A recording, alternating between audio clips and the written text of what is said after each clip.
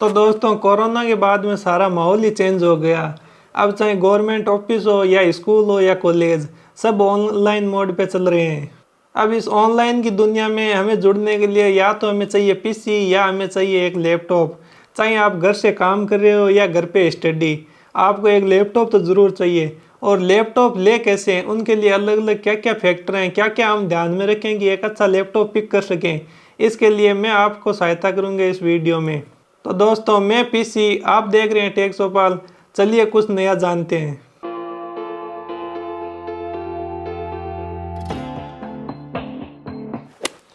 तो first of all, आप अगर लैपटॉप लेना चाहते हैं तो आपकी एक निश होगी कि आपको वो लैपटॉप है वो किस काम चाहिए। तो सबसे पहले आप एक चेक लिस्ट बनाइए कि आपको लैपटॉप में चाहिए क्या क्या, आपका क्या काम है, उसके अनुसार आपकी क्या क्या रिक्वायरमेंट है, आपको उस पर क्या एप्लीकेशन चलानी है, क्या उस पर काम करना है, ब्राउजिंग करनी है या मल्टीमीडिया यूज़ है, या फिर करनी है ऑनलाइन क्लासेस ज्वाइन। तो सबसे पहले आप इसके लिए चेक लिस्ट ज़रूर बनाएं। और वो कैसी बनानी है वो आप मेरे साथ साथ बैठ के एक पेन और पेज लेके बैठिए। तो चेक लिस्ट कैसे बनानी है ये इस वीडियो में आपको मैं सहायता करूंगा। तो आप एक पेन और एक कॉपी लेके बैठिए, और आपको अगर लैपटॉप लेना है तो उसके लिए मेरे साथ साथ है वो पॉइंट लिखते जाइए। लास्ट तक आप एक बेहतरीन लैपटॉप पिक कर लेंगे। अगर आप लैपटॉप खरीदना चाहते हैं तो आपका एक निश्चित बजट होगा कि मुझे 30,000 में खरीदना है या 50,000 में या खरीदना है 1,00,000 में। तो सबसे पहले अपने बजट को लिखिए कि आपका बजट क्या है। उसके बाद में बात होती है आपकी निश क्या है, यानी आप उसको क्या काम लेना चाहते हैं। तो उसको लिखिए कि आपकी क्या निश है। दो चीज़ लिखने के बाद में आपको कम से कम 10-12 लैपटॉप मिल जाएंगे, बाकी के लैपटॉप आपके लिए बेकार हो जाएंगे। पहले आप 2 पॉइंट लिखिए, बजट और आपकी यूजेज क्या है उस लैपटॉप के प्रति, आप उससे क्या क्या काम करना चाहते हो वो लिखिए। अब आपने बजट लिख लिया और यूजेज लिख लिया तो आपके लिए आधी लड़ाई है वो समाप्त हो गई। तो अब आगे हम बात करते हैं ऑपरेटिंग सिस्टम की। तो ऑपरेटिंग सिस्टम है वो बेसिकली लैपटॉप कैसे चलने वाला है, मैक पे चलने वाला है या विंडोज़ पे चलने वाला है। दो ही ऑपरेटिंग सिस्टम है वो इंडियन मार्केट में उपलब्ध है। तो अगर आपको मैक लेना है तो आप बजट को ध्यान में रखिए और जाके मैक ले लीजिए, आपको एक बेहतरीन परफॉर्मेंस मैक पे मिल जाएगी।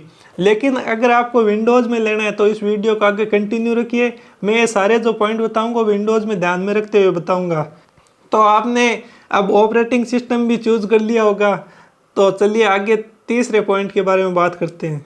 अब तीसरे पॉइंट की बात करें तो वो फॉर्म फैक्टर है, यानी लैपटॉप है वो आपको कितना बड़ा चाहिए, 13 इंच का चाहिए या 14 इंच का, 15 इंच का चाहिए या 16 इंच का। तो ये आप इस वीडियो में अपनी निश है वो मैं 3 कैटेगरी में डिवाइड कर रहा हूँ, उसके अनुसार अपना फॉर्म से फैक्टर है वो सिलेक्ट कर सकते हैं। तो पहला फॉर्म फैक्टर है वो मल्टीमीडिया यूजेज के लिए, यानी आपको उसमें मूवीज़ देखनी है, यूट्यूब देखना है और नॉर्मल ब्राउजिंग करनी है और अपने जो पर्सनल काम है वो करने हैं। तो उसमें मल्टीमीडिया यूजेज है। अब दूसरा पॉइंट है वो ब्राउजिंग का, जैसे आजकल है वो ऑनलाइन काम हो रहे हैं, ऑफिस है वो ऑनलाइन चल रहे हैं, तो उसके लिए आपको लैपटॉप चाहिए। तो उसके लिए आप जनरल ब्राउजिंग के लिए मैं आपका विकल्प रख रहा हूँ। तो आपको ये ध्यान रखना है, मैं आगे जब भी जनरल ब्राउजिंग की बात करूँगा तो जनरल जो ऑनलाइन काम चल रहे हैं सारे ऑफिस के, उनके बारे में बात करूँगा। अब तीसरा फैक्टर आता है वो गेमिंग और एडिटिंग का।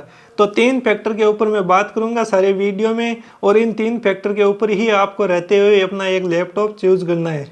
तो पहला फैक्टर है वो मल्टीमीडिया यूजेज का है। तो मल्टीमीडिया यूजेज के लिए आपको एक बेहतरीन और बड़ी डिस्प्ले चाहिए। तो इसके लिए आपको फॉर्म फैक्टर है वो या तो 15 इंच की लैपटॉप में या 16 इंच के लैपटॉप में जाना चाहिए।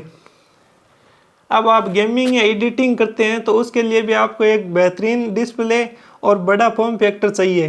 तो इसके लिए आपको 15 इंच या 16 इंच के ऊपर जाना चाहिए। लेकिन तीसरा है वो ब्राउजिंग का। ब्राउजिंग का मतलब जितने भी ऑनलाइन ऑफिस में काम करते हैं या ऑनलाइन जितना भी आपका वर्क फ्रॉम होम चल रहा है उसके बारे में, तो उसमें आपको 13 इंच या 14 इंच का लैपटॉप वो सफिशियंट होगा। अब आप लैपटॉप ले रहे हैं तो उसमें आपको डिस्प्ले कैसे चाहिए, इसके लिए मैं 4 फैक्टर में बात करूँगा। तो बेसिकली 3 फैक्टर है उनको ही ध्यान रखना है, लेकिन यहाँ 4 पॉइंट पे मैं बात करूँगा। तो स्क्रीन साइज तो आपने सिलेक्ट कर ली होगी कि आप कौन से यूजेज में हैं। अगर आपकी डिस्प्ले की अभी भी साइज सिलेक्ट नहीं हुई है तो मैं आपको वापस बता देता हूँ। अगर आप मल्टीमीडिया यूज़ करते हैं और जनरल ब्राउजिंग करते हैं और गेमिंग और एडिटिंग का काम करते हैं, ये 3 फैक्टर मैं यहाँ बता रहा हूँ। गेमिंग और मल्टीमीडिया यूजेज हैं उनके लिए 15 इंच और 16 इंच की डिस्प्ले वो आपको मिनिमम चाहिए। अगर आपका जनरल ब्राउजिंग का काम है तो वहाँ आपको 13 इंच या 14 इंच की डिस्प्ले वो सफिशिएंट होगी। अब डिस्प्ले में आपकी साइज होना ही ज़रूरी नहीं है, आगे भी कुछ पॉइंट है उन पे मैं बात करता हूँ। जैसे sRGB रेट है वो गेमिंग और एडिटिंग जो करते हैं उनके लिए सबसे महत्वपूर्ण पॉइंट है sRGB रेट। sRGB रेट है वो कलर की एक्यूरेसी के ऊपर निर्भर करती है कितनी है। तो आपको मिनिमम 92 से 95% sRGB रेट वाला लैपटॉप लेना चाहिए, क्योंकि आपका अगर कलर है वो सही नहीं आएगा वीडियो एडिटिंग के अंदर तो आपका वीडियो फीका लगेगा, अच्छा नहीं लगेगा, सोशल मीडिया पे वायरल नहीं होगा। अब अगले पॉइंट की बात करें तो रिफ्रेश रेट। अगर आपका नॉर्मल काम है, मल्टीमीडिया यूजेज का है, ब्राउजिंग का काम है, तो वहाँ आपको नॉर्मल 60 हर्ट्ज की डिस्प्ले ले लेनी चाहिए, वो बेहतरीन डिस्प्ले है। लेकिन जैसे हम उसमें एडिटिंग और गेमिंग की बात करते हैं तो गेमिंग में आपको 244 हर्ट्ज का या 144 हर्ट्ज का डिस्प्ले होना चाहिए, और एडिटिंग का काम करते हैं तो वहाँ आपको 120, 144 या 240 हर्ट्ज का डिस्प्ले वो सफिशिएंट होगा। तो रिफ्रेश रेट है वो आपको ध्यान में रखना है कि रिफ्रेश रेट है वो नॉर्मल यूजेज है तो 60 हर्ट्ज आपके लिए इनफ है, आप ज़्यादा पैसा बर्बाद मत कीजिए, आप एक नॉर्मल 60 हर्ट्ज का डिस्प्ले है उसको चूज़ कीजिए और आगे बढ़िए। इसके अलावा आप गेमिंग या एडिटिंग करते हैं तो वहाँ आपको ज़्यादा रिफ्रेश रेट की ज़रूरत होगी, तो आप ज़्यादा रिफ्रेश रेट वाला डिस्प्ले चूज़ करें। अब डिस्प्ले में चौथे पॉइंट की बात करें तो वहाँ आता है पैनल है वो किस क्वालिटी का है, LED है या QLED है, OLED है, कौन सा पैनल है। तो आपको जो मिनिमम जो रेट है 30-40 हज़ार के लैपटॉप के लगभग की, वहाँ आपको LED पैनल ही मिलेगा। लेकिन LED पैनल में भी देखने के अंदर कलर कॉर्नरिंग वगैरह वो बेहतरीन होने चाहिए। तो आप अपने बजट के अंदर जो 10-12 लैपटॉप आ रहे हैं उनमें सबसे बेहतरीन डिस्प्ले है उसको सिलेक्ट कीजिए, उस पैनल को आप सिलेक्ट कीजिए। अब छठवीं फीचर के बारे में बात करें तो वो आपका स्पीकर है। लैपटॉप के अंदर बढ़िया स्पीकर होना चाहिए, वो ओनली और ओनली सोशल मीडिया यूज़ करते हैं या मल्टीमीडिया यूज़ करते हैं, जो वॉचिंग का ज़्यादा काम है, जैसे सोशल मीडिया कंज्यूम करना है, तो उनके लिए स्पीकर बढ़िया होना चाहिए। बाकी के चाहे आप गेमिंग करते हैं, एडिटिंग करते हैं या ब्राउजिंग करते हैं, उसके लिए स्पीकर का इतना बड़ा रोल नहीं है। और एक कंपनी है वो डिसेंट लेवल का स्पीकर तो डालती है, तो आपको स्पीकर का फैक्टर आप अगर मल्टीमीडिया यूज़ करते हैं तो उसके लिए ही इम्पोर्टेंट है, आप उसके लिए ही स्पीकर का पॉइंट है वो ऐड करें। अगर आपका काम मल्टीमीडिया यूजेज का नहीं है तो स्पीकर वाला पॉइंट है वो स्किप कर सकते हैं। अगर आपको हमारा ये वीडियो अच्छा लग रहा है तो वीडियो को लाइक करें, चैनल को सब्सक्राइब करें, कमेंट करके ज़रूर बताएं आपको ये वीडियो कैसे लग रहा है। आपका एक सब्सक्राइब है हमें मोटिवेट करता है और अच्छे से वीडियो लाने के लिए और अच्छी डिटेल आपको देने के लिए, आपकी सहायता करने के लिए। तो आप हमारे चैनल को सब्सक्राइब कीजिए और चलते हैं इस वीडियो में आगे बात करते हैं लैपटॉप खरीदने की क्या क्या नेसेसरी है वो रिक्वायरमेंट होती है। अब 7वें पॉइंट की बात करें तो प्रोसेसर है वो किसी भी लैपटॉप का दिल होता है। अगर आपका दिल वीक है तो फिर आप कितनी अच्छी डिस्प्ले ले लें, कितना अच्छा रिफ्रेश रेट ले लें, वो आपको कहीं काम नहीं आने वाला। प्रोसेसर के ऊपर ही हर चीज़ काम करती है, तो प्रोसेसर है वो सबसे अच्छा होना चाहिए। आपका यूजेज क्या है वो आप देखिए, उसके हिसाब से मैं आपको यहाँ पे प्रोसेसर बता रहा हूँ, उस प्रोसेसर को आप चूज़ करके अपनी लिस्ट में डालिए। तो सबसे पहले आप अगर गेमिंग सेक्टर में काम करते हैं या गेमर हैं, AMD राइजन के जो प्रोसेसर आते हैं उनको लेना चाहिए। अब आप कौन से लेवल की गेमिंग करते हैं, कितने हाई एंड गेम खेलते हैं, उसके अनुसार राइजन 5, राइजन 7 और राइजन 9 का जो चूज़ कर सकते हैं। उसमें आपका बजट भी फैक्टर डालता है, तो आपका बजट कम है तो राइजन 5 पे जाइए, अगर बजट का कोई इशू नहीं है तो राइजन 9 पे जाइए।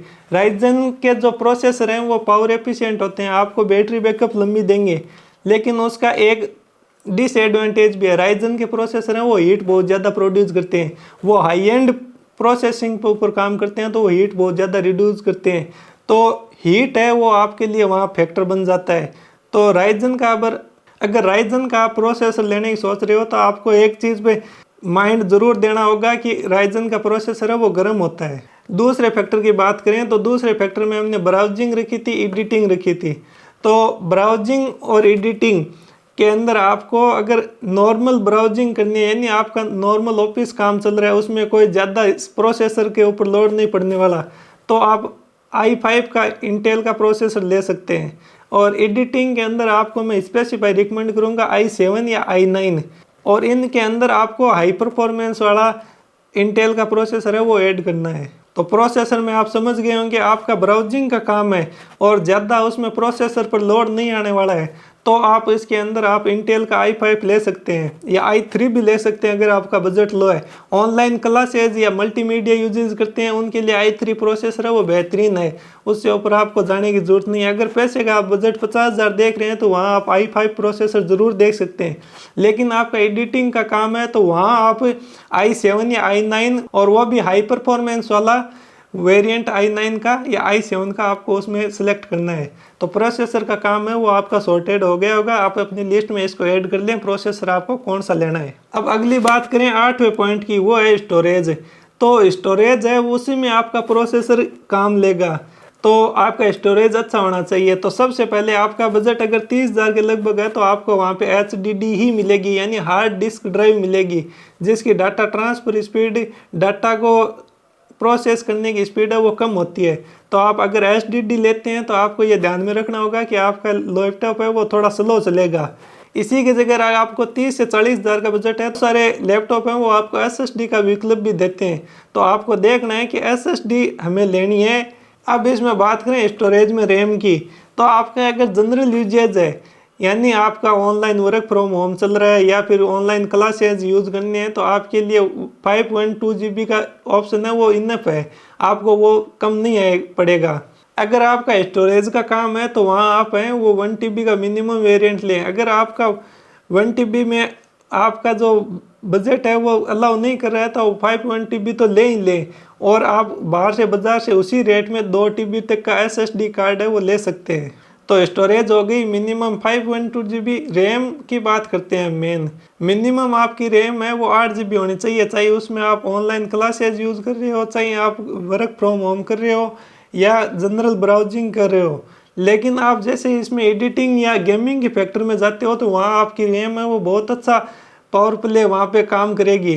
तो रैम है वहाँ पे आपको मिनिमम 16 GB रखनी है और मैक्सिमम 32 GB तक आप जा सकते हैं। उससे अगर आप ऊपर की रैम लोगे तो वो कोई ज़्यादा काम नहीं आने वाले हुई। वो प्रोसेसर के साथ 32 GB की रैम है वो इनफ है, उससे ऊपर आप अपना पैसा बर्बाद नहीं करें। तो आपने रैम और रोम यानी स्टोरेज और मेमोरी का जो ऑप्शन था रैम और स्टोरेज का वो आपने सिलेक्ट कर लिया होगा। आप अपने लिस्ट में डाल लीजिए आपका क्या यूजेज है, उस हिसाब से कौन सी स्टोरेज आपको बेस्ट पड़ेगी। अब इसमें अगर हम 9वें फैक्टर की बात करें तो वो है बैटरी। आपने अच्छा डिस्प्ले ले लिया, अच्छा प्रोसेसर से ले ली, अच्छी हाई एंड आपने रैम ले ली, लेकिन आपका लैपटॉप में जो बैटरी पैक है वो एक अच्छा पावर बैकअप नहीं दे पा रहा है, तो फिर क्या बात आपकी बनी नहीं, लैपटॉप फीका पड़ जाएगा। आपको चार्जर की पिन है वो घुसाई रखनी पड़ेगी। लेकिन इसके लिए आपको मिनिमम 5 घंटे का बैटरी बैकअप होना चाहिए। आप मैक में जा रहे हो तो वहाँ आपको कोई दिक्कत नहीं है, आपको 8-9 घंटे का भी बैटरी बैकअप मिलता है।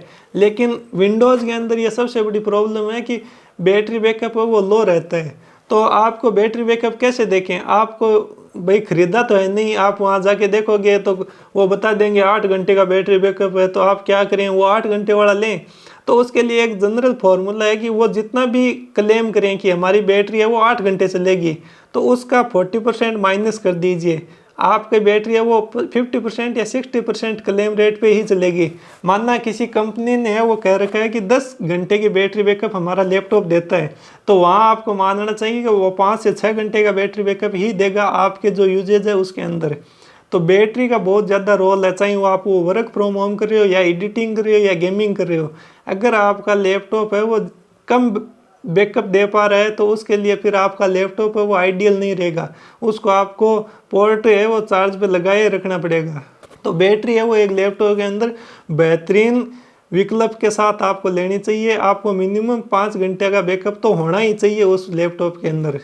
अब अच्छी बैटरी के साथ आपकी बैटरी जल्दी चार्ज भी होनी चाहिए। तो मार्केट में 50,000 60,000 के आप लगभग लैपटॉप लोगे तो वहाँ पे आपको फास्ट चार्जिंग का ऑप्शन मिल जाएगा। वहाँ आपको 65 वाट का चार्जर एक आइडियल चार्जर के रूप में मिल जाएगा। तो आपके जो बजट में अगर फास्ट चार्जिंग ऐड करनी है तो आपका बजट 50,000 से ऊपर होना चाहिए। लेकिन आप अपना बजट मत बढ़ाइए, बजट को आप एक जगह स्टिक रखिए, फिर आप इसको यूज़ कीजिए। तो आपका अगर 50,000 के लगभग बजट है तो वहाँ आपको लैपटॉप कंपनी है वो फास्ट चार्जिंग का फीचर भी देती है, और फास्ट चार्जिंग है वो आपको बहुत ज़्यादा मदद करती है एक बैकअप को भी इनहेंस करने में। अगर आपको अब लैपटॉप सेलेक्ट करना है और उसका 11वां फीचर की बात करूं तो वो ग्राफिक्स कार्ड है। लैपटॉप 1-2 GB का ग्राफिक कार्ड है वो साथ में देती हैं, जिससे आपका जो नॉर्मल सोशल मीडिया यूजेज हैं वो तो हो जाता है, लेकिन अगर आप गेमर हो तो स्पेसिफाई ग्राफिक कार्ड है उस पर ध्यान रखना। आपको एक हाई एंड ग्राफिक कार्ड है वो लेना चाहिए, क्योंकि आपकी गेम प्ले इतनी स्मूथ होगी वो ग्राफिक कार्ड के ऊपर निर्भर करेगी।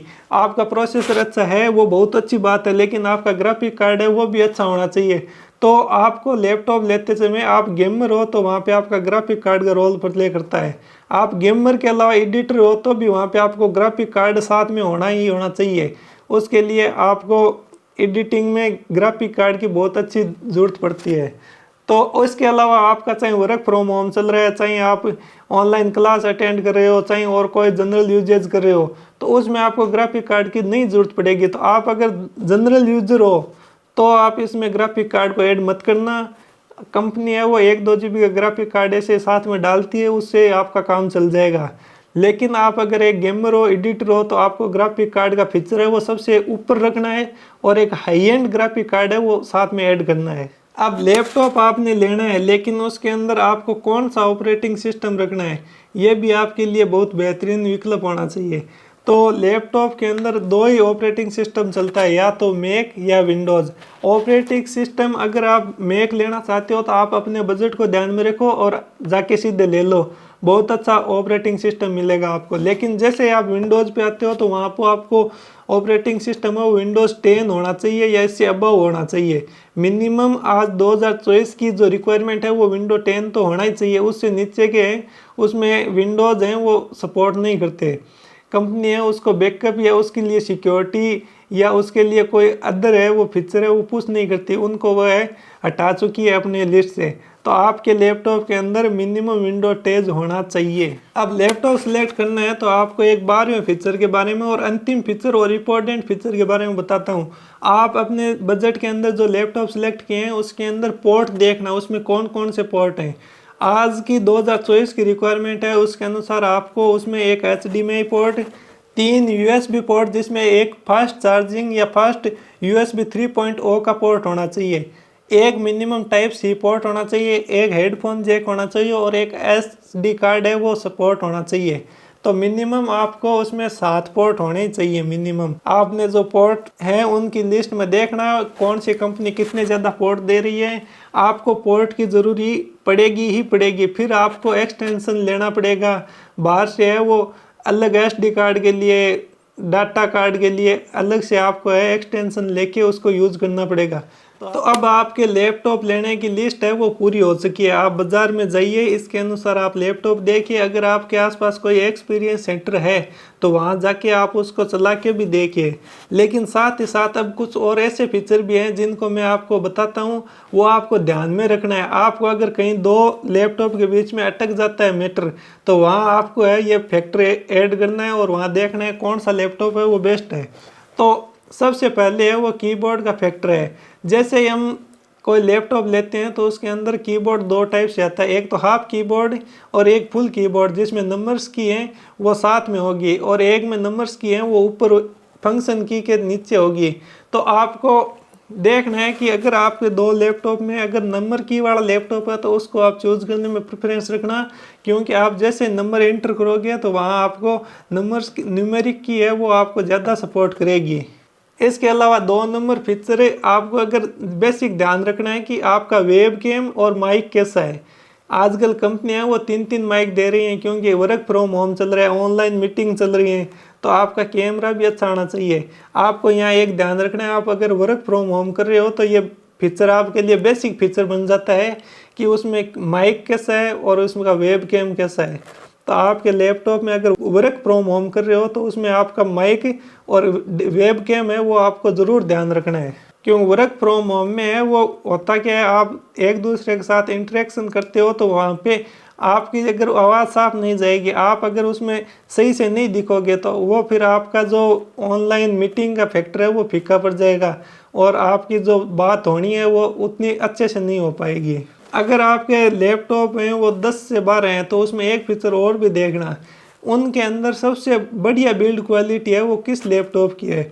बिल्ड क्वालिटी से मतलब है वो किस मटेरियल से बना है। प्लास्टिक है तो प्लास्टिक में कौन सी क्वालिटी उन्होंने यूज़ कर रखी है। आप उसको ऐसे पकड़ोगे तो उसमें आपको जो कॉर्नर है जो प्लास्टिक है वो वहाँ से दब रही है या नहीं दब रही है, पिचक रही है, या फिर डिस्प्ले है वो ऐसे, कई लैपटॉप आते हैं जिसमें ऐसे डिस्प्ले को आप ऐसे हिला लो तो आपकी जो बिल्ड क्वालिटी स्ट्रांग होगी तो फिर आपका लैपटॉप है वो हल्का फुल्का अगर गिर भी गया तो वहाँ आपको डरने की कोई टेंशन नहीं है, वहाँ आपकी डिस्प्ले कुछ नहीं होगा। लेकिन अगर एक लो क्वालिटी के प्लास्टिक से बना है और आपका डिस्प्ले ऐसे हिल रहा है तो वहाँ आपको उस लैपटॉप को बहुत ही अच्छे से रखना पड़ेगा, उसका बहुत ज़्यादा ध्यान रखना पड़ेगा।